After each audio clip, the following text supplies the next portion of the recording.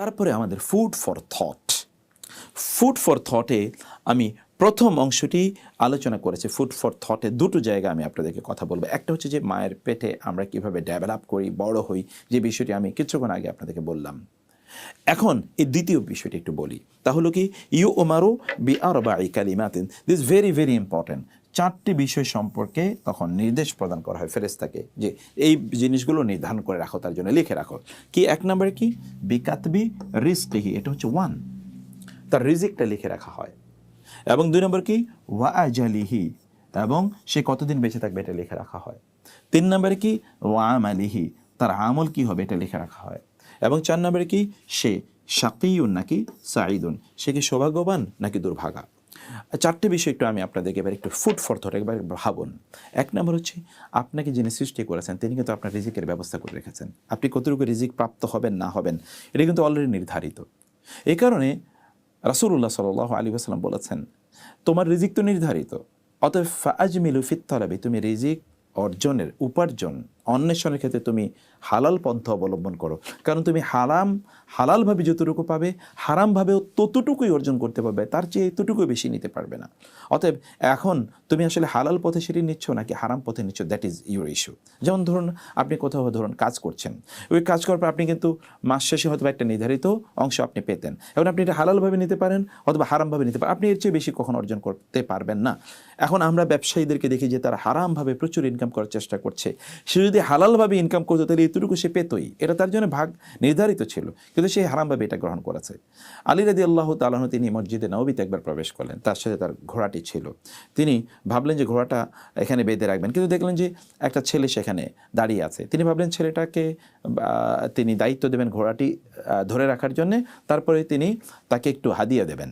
তিনি মসজিদে প্রবেশ করলেন, মসজিদে তিনি নামাজ পড়ে তারপরে যখন মসজিদ থেকে বের হলেন দেখলেন যে ঘোড়াও নাই, ওই ছেলেও নাই, কোনো কিছুই নাই।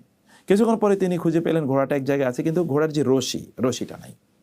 তিনি বুঝলেন যে ঘটনাটা কী ঘটেছে। তিনি একজনকে পাঠালেন একটু বাজারে যাও, বাজারে গিয়ে তুমি একটা ছেলেকে দেখবে রশিটা বিক্রি করছে, ওর কাছ থেকে তুমি 1 দিরহাম দিয়ে রশিটা কিনে নিয়ে আসো। এবং তিনি আসলে আলী রাদিয়াল্লাহু কথা অনুসারে বাজারে গিয়ে দেখলেন ওই ছেলেটি আসলে ওই যে ঘোড়ার ওই রশিটি বিক্রি করছে এবং তার কাছ থেকে 1 দিরহাম দিয়ে কিনে নিয়ে আসা হলো। আলী রাদিয়াল্লাহু তাআলা বলেন আহারে, এ হারামভাবে একটা দিরহাম নিল, অথচ আমি মসজিদে ঢোকার সময় আমি ভেবেছিলাম ওকে আমি একটা দিরহাম দেব, কারণ সে আমার ঘোড়াটি রেখেছিল।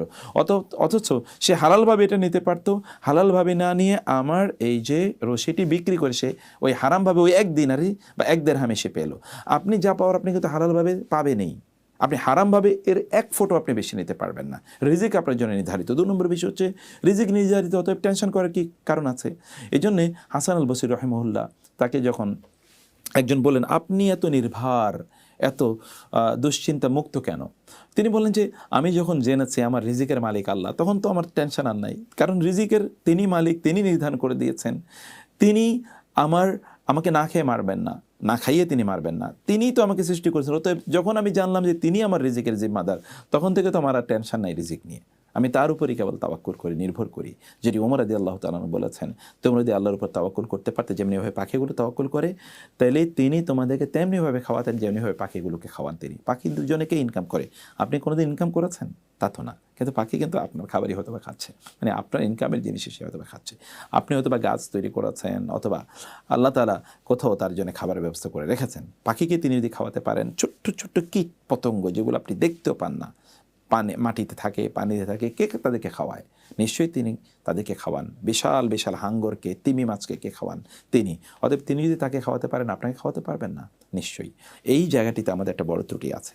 2 নম্বর বিষয় হচ্ছে ওয়া আজালিহি, আপনি কতদিন বেঁচে থাকবেন। এই 2 নম্বর যে বিষয় ওয়া আজালিহি, আপনার আজাল, আপনি কতদিন বেঁচে থাকবেন এটা কিন্তু আল্লাহ কর্তৃক নির্ধারিত। আপনি কবে মারা যাবেন তাও নির্ধারিত। মৃত্যু নিয়ে আমাদের ইস্যুটা কি দেখেন, আসলে আমরা মনে করি যে বৃদ্ধরাই কেবল মারা যায়। আসলে কি কেবল বৃদ্ধরাই মারা যায়? বৃদ্ধরা সংখ্যায় কম মারা যায়। আপনার চারপাশে যারা মারা যায় অধিকাংশ কিন্তু যারা দেখবেন যুবক অথবা শিশু, এদেরাই কিন্তু অধিকাংশ মারা যায়। বৃদ্ধ হয়ে মানুষ মারা যায় এরকম সংখ্যা খুবই কম। বৃদ্ধ হয়ে মারা যায় এরকম সংখ্যা খুবই কম। অধিকাংশ লোকে তারা তাদের বার্ধক্যের আগে তারা মারা যায়। তাহলে আল্লাহ কর্তৃক তো আপনার আজাল নির্ধারিত। ফলে আপনি যদি এমন হয় যে আল্লাহ আপনার জন্যে আজাল নির্ধারণ করে রেখেছেন যে আপনার মৃত্যু এখানে হবে। কিছুদিন আগে আপনারা দেখেছেন যে এরকম একটি ঘটনা ঘটেছে যে টাইটানিক দেখার জন্য টাইটানে করে কিছু লোক তারা সমুদ্রের নিচে গিয়েছিল, যেটা প্রায় 3-3.5 কিলোমিটার এর মতো নিচে। তো তারা এক একজনে $2.5 লক্ষ খরচ করে টিকিট কিনে তারা তাদের মৃত্যুর জায়গায় গিয়েছে, কারণ ওইখানে তার মৃত্যু হবে। তো সে নিজে $2.5 লক্ষ খরচ করে টাকা দিয়ে তারপরে মৃত্যুর জায়গায় গিয়েছে। আপনি হয়তো আপনার ঘরেও মারা যেতে পারেন, আর যদি আপনার মৃত্যু অন্য জায়গায় নির্ধারিত হয় তাহলে আপনি প্লেন ভাড়া করে, প্রয়োজনে আলাদা প্লেন ভাড়া করে ওখানে যাবেন মারা যাওয়ার জন্য, কারণ ওইখানে আপনার মৃত্যু নির্ধারিত, আপনার জন্য সব নির্ধারিত করা আছে। সে কারণে আপনার কাজ হচ্ছে, আমার কাজ হচ্ছে কেবলমাত্র সঠিক পথে এবং এবং আল্লাহ কর্তৃক নির্ধারিত নির্দিষ্ট যে নির্দেশনা আছে সেই অনুসারে আমাদেরকে জীবন পরিচালনা করা। 3 নম্বর কি, ওয়া আমালিহি, আপনার আমল কি, এই আমলটিও কিন্তু নির্ধারিত। মানে আপনি কি আমল করবেন, তার মানে কি তাহলে আমরা সব নির্ধারিত, তাহলে আমরা কোনো কাজ করব না? বিষয়টা কিন্তু তা না। বিষয়টা হলো যে আল্লাহ আপনার আমলের ব্যাপারে তিনি জানেন, নির্ধারণ করে রেখেছেন। আর রাসূলুল্লাহ সাল্লাল্লাহু আলাইহি ওয়াসাল্লাম বলেছেন, কুল্লুন মুয়াসসারুন লিমা খুলিকা লাহ। আপনি কোন আমল করবেন এটি আপনার আচরণ দেখাই বোঝা যায়। আপনি যদি জান্নাতি মানুষ হয়ে থাকেন, এবং পরের আলোচনাটিও তাই, তাহলে আল্লাহ তাআলা জান্নাতের কাজ আপনার জন্য সহজ করে দেবেন। আর যদি আপনি জাহান্নামের পথের লোক হন, তাহলে জাহান্নামের কাজ আপনার জন্য সহজ। বহু লোকের জন্য আমি জীবন ভরে বহু লোকের দেখেছি যেটি ওয়াসাকিউন আম সাঈদুন, মানে আপনি সৌভাগ্যবান নাকি দুর্ভাগা, যেটি হাদিসের পরের অংশ আমরা দেখতে পাবো। এরকম বহু লোকেরে আমি দেখেছি ব্যক্তিগতভাবেও, তারা বার্ধক্যে ভারে নুজো, কেউ তাকে আপনি মসজিদে নিয়ে যেতে পারবেন না। সে হয়তো বা সিনেমা দেখার জন্য বসে আছে, সে হয়তো বা টেলিভিশন দেখছে, অথবা সে ধরুন গাল গল্প করছে, মানুষের বিরুদ্ধে চক্রান্ত করছে, ষড়যন্ত্র করছে, মিথ্যাচার করছে, কিন্তু সে নামাজে আসবে না, ভালো কাজ করবে না। এরকম একজন শেখে নিয়ে যাওয়া হলো, একজন ব্যক্তি তিনি বৃদ্ধ মারা যাবেন, অতএব তাকে একটু তালকিন করার জন্য ডাকা হলো, কিন্তু তিনি ওই বাসায় গিয়ে শুনলেন যে ওইখানে মানে গান বাজছে জোরে জোরে। তো তিনি ভাবলেন যে এখানে এই বাসায় একজন মানুষ মারা যাচ্ছে, কিন্তু এখানে গান বাজছে, এটা কেমন কথা হলো? তো শুনলেন যে ওই যে ব্যক্তি বৃদ্ধ মারা, মানে যে ব্যক্তি মারা যাচ্ছে মৃত্যুর শয্যায় শায়ী, সেই ব্যক্তি গানকে ভালোবাসতো, এবং সে বলছে যে আমার মৃত্যুর আগে একটু গান শোনাইতে শোনাইতে যদি আমার মৃত্যু হতে আমার ভালো লাগবে। যেমন বাংলাদেশে অনেকেই বলেছে রবীন্দ্রসঙ্গীত হচ্ছে তার কাছে কি ইবাদত তুল্য, মসজিদের আজানের চেয়ে রবীন্দ্রসঙ্গীত তার কাছে বেশি ভালো লাগে। এরকম তো বাংলাদেশেও এরকম আপনি শুনেছেন। তাইলে কি হলো, তিনি শেখ তারপরে বললেন যে তিনি যেতে চাইছিলেন, ওরা বললেন না, আপনি একটু এসছেন, একটু তালকিন করে যান। কিন্তু যখনই ওই লোককে গিয়ে বললো আমরা একজন ইসলামী স্কলারকে ডেকেছি আপনাকে একটু তালকিন করার জন্য, তখন সে চিৎকার করা শুরু করলো, দরজা বন্ধ করে দাও, কেন কোনো হুজুরকে নিয়ে আসলা, আমি তার সাথে কথা বলবো না, গান আরো জোর করে ছেড়ে দাও, ইত্তকার। এবং ওই গান শুনতে শুনতে এই লোক কিছুক্ষণ পরে মারা গেছে। সেখান থেকে সেই শেখ কিন্তু চলে এসেছে, মানে তার মৃত্যুরে দেখেছেন কি অবস্থায়। কারণ আল্লাহ তাআলা তার জন্যে দিনকে কঠিন করে দিয়েছেন। আপনি দেখবেন যে আপনি নামাজ পড়তে পারেন না, নামাজ পড়লে আপনার খুব খারাপ লাগে, 4 মিনিট 5 মিনিট, কেন ইমাম সাহেব কেন এত লম্বা সূরা নিল, এগুলো আপনার কাছে সবচেয়ে বেশি বিরক্তির কারণ। কিন্তু আপনি কিন্তু 4 দিন 5 দিন 3 দিন 2 দিন 1 দিন অথবা সারা রাত জুড়ে আপনি অথবা সিনেমা দেখছেন, নাটক দেখছেন, গাল গল্প করছেন, আড্ডা দিচ্ছেন বন্ধুদের সাথে, অথবা ধরেন আপনি তথাকথিত খেলা, এই খেলাও আপনি হয়তো 3 দিন 4 দিন 5 দিন ধরে দেখছেন, তাও এখানে না, স্টেডিয়ামে একেবারে প্রচণ্ড রোদের ভিতরে আপনি সেখানে না খেয়ে এগুলো আপনি দেখছেন, কিন্তু আপনি 4 রাকাত নামাজ 2 রাকাত নামাজ আপনি পড়তে পারেন না, কারণ আল্লাহ তাআলা এটা আপনার জন্য সহজ করে দেননি, অথবা আপনার আচরণটাই কিন্তু ওইদিকে আপনাকে নিয়ে যাচ্ছে না। ফলে আপনার আমলটা এবং শাকী নাকি সাঈদ, এটি কিন্তু ব্যক্তির জন্য আল্লাহ সুবহানাহু ওয়া তাআলা নির্ধারণ করে রেখেছেন। আর যা নির্ধারণ করে রাখা হয়েছে সেটাই আপনার জন্য সহজ, সেটি সহজ করে দেওয়া হয়েছে। ঠিক এই হাইলাইটেড পরের অংশে যেটা আমরা দেখি, ফায়াসবিকু আলাইহিল কিতাবু ফায়ামালু বিআমালি আহলিন নারি ফায়াদখুলুহা, অথবা ফায়ামালু বিআমালি আহলিল জান্নাতি ফায়াদখুলুহা। মানে কোনো একজন ব্যক্তি সারা জীবন জুড়ে তিনি হয়তো ভালো কাজ করছেন, কিন্তু তার মৃত্যুর সময় এসে তিনি খারাপ কাজ করে ফেলছেন এবং তিনি জাহান্নামী হবেন। কোনো ব্যক্তি সারা জীবন জুড়ে খারাপ কাজ করেছেন, মৃত্যুর সময় এসে ভালো কাজ করেছেন, সে জান্নাতি হয়ে যেতে পারে। কারণ কি, দুটো বিষয় এখানে খুবই গুরুত্বপূর্ণ। একটা হচ্ছে ইন্নামাল আমালু বিল খাওয়াতিম, ইংরেজিতে বলা হয় all ends all good that ends good, অথবা all Soyel that ends well, মানে যেটা খুবই ভালোভাবে শেষ হয় এটাই ভালো। আমরা হাদিসের পরিভাষায় বলি ইন্নামাল আমালু বিল খাওয়াতিম, মানে শেষের উপর ভিত্তি করে আসলে ফলাফল নির্ধারিত হয়, তাই না? আপনি শেষে আসলে কি করেছেন। অধিকাংশ লোকই তারা শেষে ভালো করে না, প্রথম দিক দিয়ে একটু ভালো করতে পারে, কিন্তু শেষে দিয়ে তারা ভালো করে না। শেষে ভালো করাটাই হচ্ছে সবচেয়ে গুরুত্বপূর্ণ। আপনি যেমন আপনি দৌড় প্রতিযোগিতায় অংশগ্রহণ করেছেন, দৌড় প্রতিযোগিতায় প্রথম দিকে প্রচণ্ড আপনি দৌড়ালেন, কিন্তু শেষের দিকে গিয়ে আপনি হাত ছেড়ে দিলেন, আপনি কি হাল ছেড়ে দিলেন, আপনি কি ফার্স্ট হতে পারবেন বা জিততে পারবেন না? আপনি কিন্তু পরাজিত হবেন। প্রথমে হয়তো বা কেউ একটু স্লো ছিল, কিন্তু পরে তিনি গতি বাড়িয়ে দিয়েছেন। গতি পরে বাড়িয়ে দেয়া লাগে। এবং শয়তান যে কাজটি করে, শয়তান কিন্তু মানুষের মৃত্যুর সময় তার আক্রমণটাকে আরও বাড়িয়ে দেয়। লাস্ট দেখবেন আপনারা যারা খেলাধুলা করে তারা কিন্তু শেষের সময় আরও গতি বাড়িয়ে দেয়, আরও যেন পরাজিত না হয়, কোনো অবস্থায় যেন শত্রুর আক্রমণ না করতে পারে। রাত যখন গভীর হয় তখন একেবারে আপনার শেষের দিকে গিয়ে কিন্তু রাত গভীর হয়। এই কারণে শেষের দিকটা খুবই খুবই গুরুত্বপূর্ণ। ওই সময়টি আপনি আসলে কি করছেন। এবং এই জন্য ইবনে তাইমিয়া রাহিমাহুল্লাহ তিনি বলেছেন, মানুষের মৃত্যুর সময় শয়তান তার আক্রমণটাকে সর্বোচ্চ আক্রমণ করে, একেবারে সর্বশক্তি নিয়োগ করে।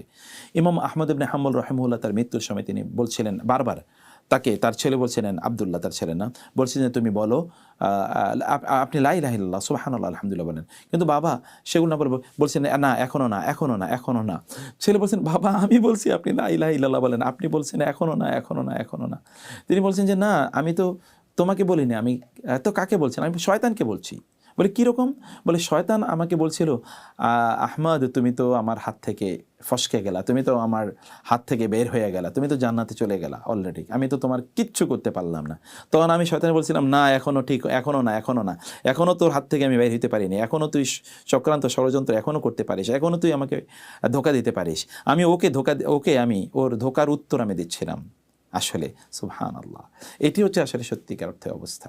অতএব আপনি আসলে শেষের দিকে গিয়ে আপনার গতি বাড়িয়ে দেন। যারা বৃদ্ধ হয়ে গেছেন, আমি আপনাদেরকে নাসিহা করব এই হাদিসের উপর ভিত্তি করে যে আপনাদের ইবাদতের গতি বাড়িয়ে দেন, অনেক গতি বাড়িয়ে দেন। তাইলে আপনি আসলে কল্যাণের পথে আছেন নাকি অকল্যাণের পথে আছেন, এটি আমাদেরকে দেখতে হবে। আপনার সময় যত বাড়বে তত আপনি ইবাদত বাড়িয়ে দেন। রাসূলুল্লাহ সাল্লাল্লাহু আলাইহি ওয়াসাল্লামকে আল্লাহ তাআলা বলেছেন ফাইদা ফারাগতা ফানসাব ওয়া ইলা রাব্বিকা ফারগাব। তিনি বলেছেন ওয়া রাআইতান নাসা ইয়াদখুলুনা ফি দীনিল্লাহি আফওয়াজা ফাসাব্বিহ বিহামদি রাব্বিকা ওয়াস্তাগফির। আপনার জীবনের শেষে এসে আপনি বেশি ইস্তেগফার করুন, আপনি বেশি সালাত পড়ুন, বেশি আপনি তাসবিহ তাহলিল করুন। এবং আয়েশা রাদিয়াল্লাহু তাআলা আনহা বলেছেন রাসূলুল্লাহ সাল্লাল্লাহু আলাইহি ওয়াসাল্লাম তিনি যখন একটু বৃদ্ধ হয়ে গেলেন তখন তার শরীর ওজন হয়ে গেল, কারণ একটু মানুষ বয়স বাড়লে তখন তার কি একটু শরীরটা ভারী হয়ে যায়, এবং তিনি দাঁড়িয়ে দীর্ঘক্ষণ থাকতে পারতেন না, তার পা ফুলে যেত, পা ফেটে যেত এত দীর্ঘ সময়। তারপর তিনি ইবাদত কমাতেন না, বরং ইবাদত তার বাড়িয়ে দিয়েছেন শেষের দিকে গিয়ে। এটা হচ্ছে ফায়াজবিকু আলাইহিল কিতাব। অতএব এইটির উপর ভিত্তি করে নাস্তিকরা একটি কথা বলে সব তো আল্লাহ কর্তৃক নির্ধারিত, তাইলে আমাদের কাজ করার দরকার কি? নাস্তিকরা কেবল এই কথাটা আল্লাহর ব্যাপারে বলে, কেউ তাদের দুনিয়ার ব্যাপারে কথা বলে না। সে তো বলে না আল্লাহ কর্তৃক নির্ধারিত, তাহলে আমার রিজিকের জন্য আর আমার কষ্ট করার দরকার কি, আমার আর হারাম কাজ করার দরকার কি, এ কথা কিন্তু বলে না। দুনিয়ার ব্যাপারে সে শতভাগ চায়, কিন্তু আল্লাহর ব্যাপারে আসলে তার বিভিন্ন ধরনের প্রশ্ন জাগ্রত হয়। আল্লাহ সুবহানাহু ওয়া তাআলা নির্ধারণ করে রেখেছেন, মানে হচ্ছে আল্লাহ তাআলা জানেন, মানে হচ্ছে আল্লাহ সুবহানাহু ওয়া তাআলার কন্ট্রোলে এগুলো, এই অ্যাবসলিউট অধিকারী আল্লাহ তাআলাই। এই জন্য আমরা কেবল আমলের মাধ্যমে জান্নাতে যেতে পারবো এটা কিন্তু আমরা কখনো দাবি করি না। রাসূলুল্লাহ সাল্লাল্লাহু আলাইহি ওয়াসাল্লাম বলেছেন তোমাদের মধ্যে কেউ আমলের মাধ্যমে জান্নাতে যেতে পারবে না। তাহলে কীভাবে যাবে হচ্ছে আসলে তার রবের অনুগ্রহের মাধ্যমে। অথবা আল্লাহ তাআলার অনুগ্রহকে আমাদের চাওয়া, আল্লাহর উপর নির্ভর করা। আপনি যেন অহংকারী না হয়ে ওঠেন, আপনি যেন শয়তানের মতো করে এমন চিন্তা না করেন যে শয়তান মনে করেছিল সে অনেক ইবাদত করেছে, তাহলে অথবা সে আদমের চেয়ে শ্রেষ্ঠ, তাহলে সে আদমকে কেন সিজদা করবে, বরং আদমের তাকে সিজদা করা উচিত। মানে শয়তানের যে ভাবনা ছিল, এরকম ভাবনা কিন্তু আপনার হয়ে যেতে পারে। এই জন্য আপনি আমলের উপর চিন্তা না করে আপনার মূলত মৌলিকভাবে আপনার ভাবা দরকার, আপনার আল্লাহর কাছে চাওয়া দরকার। আপনি ইবাদত করেছেন কিন্তু ইবাদত আল্লাহ কবুল করলেন না, হতেও তো পারে। এবং ইবাদত কবুল, আপনি হয়তো গোটা জীবন জুড়ে ইবাদত করেছেন কিন্তু কোনো ইবাদত আল্লাহ কবুল করেন নাই, বরং আপনার ইবাদত ছিল মানুষকে দেখানোর জন্য। এখন কি এরকম লোক নাই?